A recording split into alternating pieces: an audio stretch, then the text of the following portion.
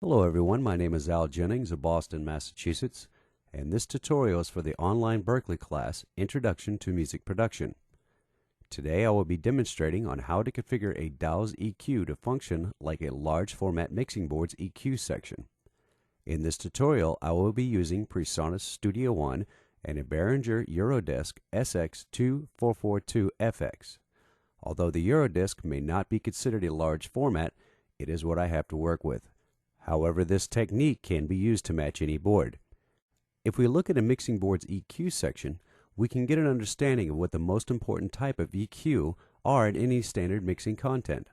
So we will configure our DAW's EQ to match the parameters of this board's EQs. The first thing that we will most likely find in a mixing board is a high-pass filter, also known as a low-cut filter. This is located at the input side of the board and is designed to remove unwanted rumble.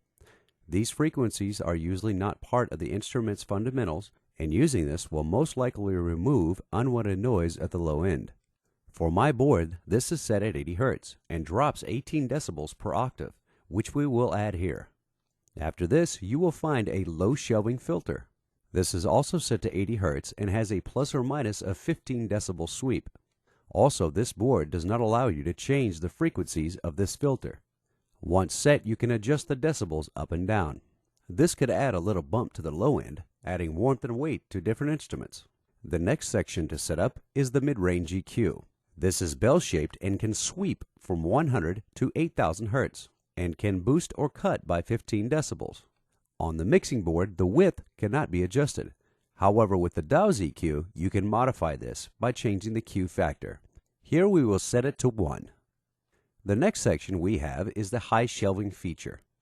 On this board, it is set at 12,000 Hz and has a gain or reduction of 15 decibels. We have now configured the EQ to line up with the Eurodisc's EQ section, and this demonstrates the important filters and ranges for this board. You can now save this EQ as a preset, and it will represent the board's EQ for later use.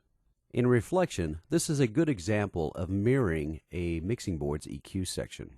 However, there is no rules or regulations on how this should be done. This should give you a basic idea of how a mixing board operates in the real world.